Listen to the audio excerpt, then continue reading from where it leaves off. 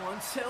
Is this on? The butterfly effect refers to the theory that one seemingly small occurrence can have a large impact elsewhere. This is applicable in wrestling given the sport's fast-paced and ever-changing nature. And because of this, there's plenty of examples of the butterfly effect occurring in wrestling, 5 of which we'll look at today. Number 1, John Cena freestyling. While John Cena had cemented himself as one of the greatest of all time, it's easy to forget about his stuttering start in the WWE. But there was one moment that changed the trajectory of Cena's career, and had it not occurred, it makes us wonder if John would have become the crossover entertainment superstar he is today. Cena debuted on television in a big way, but despite gaining plaudits from the likes of The Undertaker and Chris Jericho, after only a few months of being on the SmackDown roster, Cena was on the cusp of being fired at the end of 2002. John had failed to establish himself in WWE. He lacked personality, and character-wise, he gave the fans and the higher-ups little to sink their teeth into. Time was running out for Cena in WWE, until Stephanie McMahon witnessed him freestyling with other wrestlers at the back of the bus on a European tour. Stephanie was impressed and saw potential in Cena rapping on television. This led to the two appearing together in a backstage segment on the Halloween edition of SmackDown in 2002. Cena, dressed as Vanilla Ice, performed 2 raps on the show, including one for Stephanie. Cena was quite entertaining here, and this is the segment that marked the beginning of his rap career. The old man's got a plan, and he's chilling in the building. Did I tell you I'm like light beer? It tastes great, let me last feel it. Cena returned the next week where he rapped once again and debuted with the catchphrase "Word Life," which would epitomize his rapper gimmick. John continued to embrace this new character more and more, to the point where his raps were a highlight of SmackDown each week. The mask is kind of cute, and the entrance is crazy slick, but we don't see eye to eye, Ray, because your head's at my...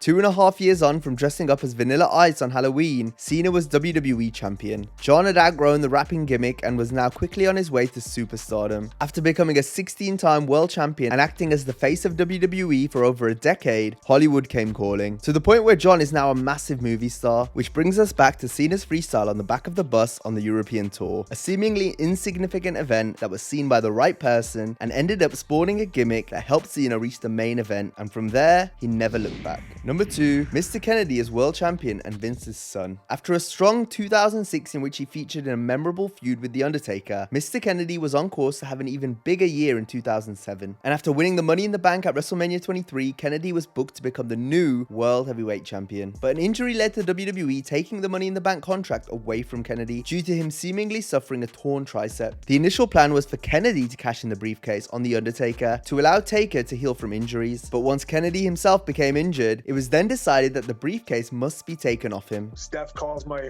phone. She says, you tore your triceps off the bone. You're going to be out for eight or 9 months. Unfortunately, we still need to get that title off Taker. The only problem was that Kennedy had actually been misdiagnosed with a torn tricep and instead had suffered a hematoma, which kept him out for a month, as opposed to the 7 months he would have been ruled out for had the tricep injury been legit. But by the time this was all realized, it was too late, and Kennedy had already dropped the Money in the Bank contract to Edge. I flew down to Birmingham, Alabama. They did another MRI, and for sure it was just like some blood vessels that had popped in my arm. So I was out 5 or 6 weeks. However, Kennedy was about to get a second chance at stardom a few months later, as the WWE had built up an angle in which the illegitimate son of Miss McMahon would be revealed on television. All signs pointed to Kennedy being the son, and this was the plan until Kennedy was suspended for violating the WWE's wellness policy, which had just been revised following the Benoit tragedy that took place that summer. In the storyline, it was revealed that Kennedy had been suspended by Vince for impersonating a McMahon. I told you before, Kennedy may be from Green Bay, but he's been suspended for impersonating a McMahon. The WWE shifted gears, instead revealing Vince's son to be Hornswoggle. Kennedy's push was now well and truly over. Another injury saw him out of action for most of 2008, and by the time he returned in 2009, he still lost a lot of steam and was fired after his first match back for hurting Randy Orton with a backdrop. The Viper was reportedly furious backstage afterward, and Kennedy was released later that week. Kennedy cites this moment as being the straw that broke the camel's back when it came to his time in WWE. Kennedy still had heat after he was blamed for injuring John Cena a year and a half prior in what appeared to be an accident. Kennedy also angered people in the company over the comments he made on Fox News following the Benoit tragedy. Kennedy had a lot of heat backstage, and this eventually led to his demise in WWE, from being denied a major push and world title run twice in the same year, to injuring 2 of the company's top stars. The WWE were ready to wash their hands with Kennedy. There was misstep after misstep after misstep on my part, and I think when those guys went to Vince, he was just like, you know what, I'm tired of hearing his name in a negative light. Get rid of him. Whether you believe Kennedy was a victim of backstage politics, bad luck, or his own mistakes, you still have to wonder what could have been had the doctor not misdiagnosed him years prior, and his planned push would have come into fruition. Mr. Kennedy! Number 3, Chris Jericho, WrestleMania 33 and AEW. Chris Jericho had been doing the best work of his career in 2016 and 2017, to the point where he and Kevin Owens were penciled in to be one of WrestleMania 33's main event matches. Jericho was supposed to win the Universal Championship in what would no doubt be the biggest victory of Y2J's career. However, the WWE believed the planned match between Brock Lesnar and Goldberg would be an even bigger draw with the world title involved. This meant Kevin Owens dropped his Universal Championship to Goldberg a month out from WrestleMania, leaving Owens and Jericho to now feud over the United States title instead, and with that, their position on the WrestleMania card went from being one of the show's main event matches to going on second. That was one of the best feuds that was originally supposed to lead to the main event of WrestleMania, and then it ends up on second, and I just knew that it's time for me to go.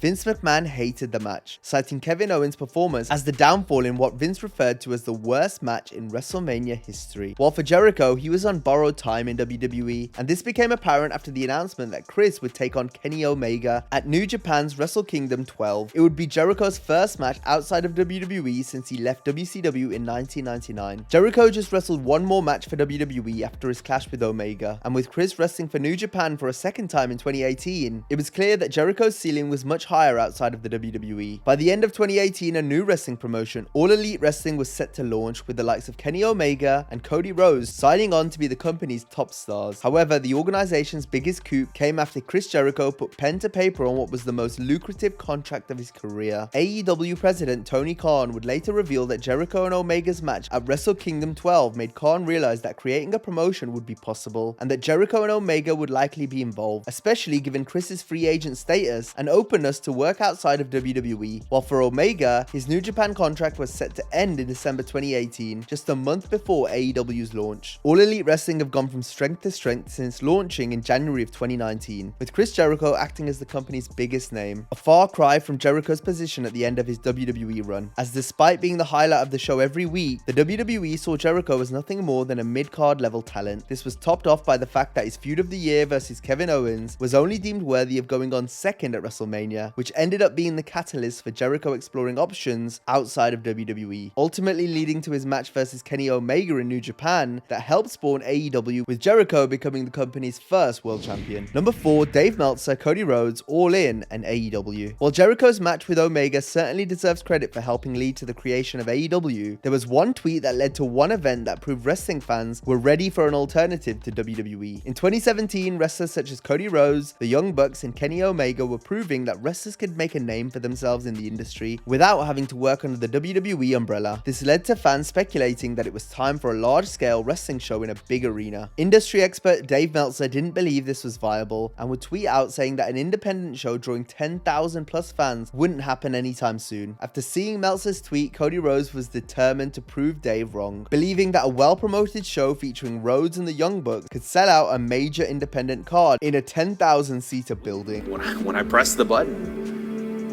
my life changed. By the start of 2018, this show would officially be announced. It was to be called All In and would emanate from the Sears Center in Chicago. Tickets went on sale in May and sold out in just 30 minutes. This was huge as it meant the show would be the first non-WWE or WCW show in North America to sell 10,000 tickets since 1993. It was clear now more than ever there was a big demand for a WWE alternative. All In took place on September 1st, 2018. The show was a massive success and received universal praise from wrestlers and fans. Thank you for letting me be part of history. Over 11,000 fans sold out the Sears Center, while 50,000 watched on pay-per-view. The show acted as a precursor to AEW, with many of the wrestlers that appeared on All In eventually signing for the Jacksonville-based promotion. AEW would later run a yearly pay-per-view named All Out, emanating from the same arena and acting as spiritual successor to the All In pay-per-view. Dave Meltzer's initial tweet set off a chain reaction of events that coincided with Tony Khan's plan to start his own wrestling company. All In selling out in just 30 minutes will have given Khan all the confirmation he needed that it was time for a new major wrestling promotion. Add to that the fact that the contracts of numerous top stars on the All In show had either expired or were about to expire. It's clear the wrestling world was ready for the arrival of AEW. Number 5, Mustafa Ali and KOFIMANIA. Over on WWE television in 2018, the once beloved babyface Daniel Bryan was now a heel, holding the WWE Championship and calling himself the Planet's Champion, in reference to his eco-friendly lifestyle. During this time, Mustafa Ali earned a promotion to the SmackDown roster following an impressive 2.5 years wrestling on 205 Live. Ali quickly impressed on SmackDown with an exciting high-flying style that saw him wrestle quality matches each week, while also building a rapport with the fans. Following a successful start to life on the Blue brand, Ali was on course to challenge for the WWE Championship inside the Elimination Chamber. However, during a match with Randy Orton, the Viper accidentally struck Ali hard in the face, resulting in a concussion. This meant Ali would be removed from the chamber match, being replaced by Kofi Kingston. This halted Ali's momentum, but ultimately led to the KOFIMANIA that was to come. Prior to the chamber match taking place, Kofi competed against a number of other competitors in a gauntlet match on SmackDown. Kofi put in an exceptional performance, wrestling for over 40 minutes and eliminating 3 wrestlers, including WWE Champion Daniel Bryan, before being submitted by AJ Styles. Ali had originally been penciled in to act as the Iron Man in the gauntlet, meaning Kofi's inclusion was a complete straight swap. All I know is I was about to beat 5 of the best on SmackDown going into Elimination Chamber,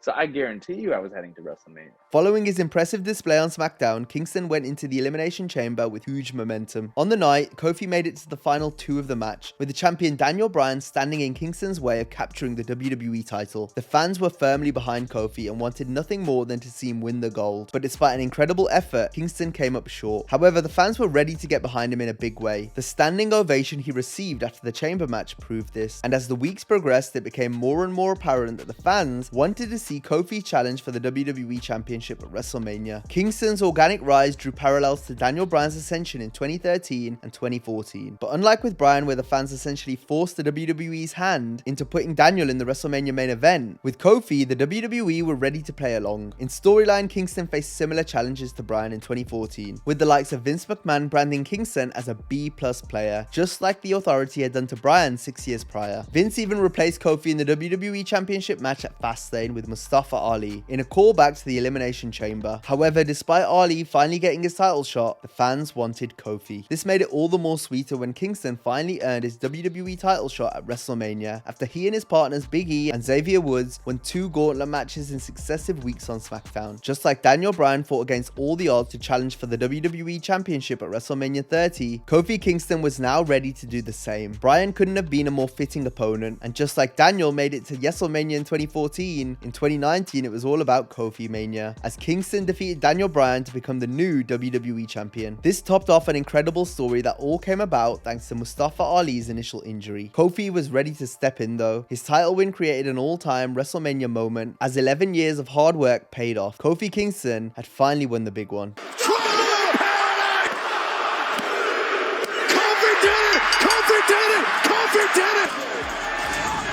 And that brings us to the end of this video. If there are any more butterfly effects you've noticed in wrestling, feel free to drop them in the comments and we'll cover them in a future video. But as always, if you enjoyed the video, be sure to give it a like and subscribe to the channel. And if you enjoyed this one, be sure to check out a similar video where we discuss 10 wrestling predictions that shockingly came true. Have a great day and I'll see you next time.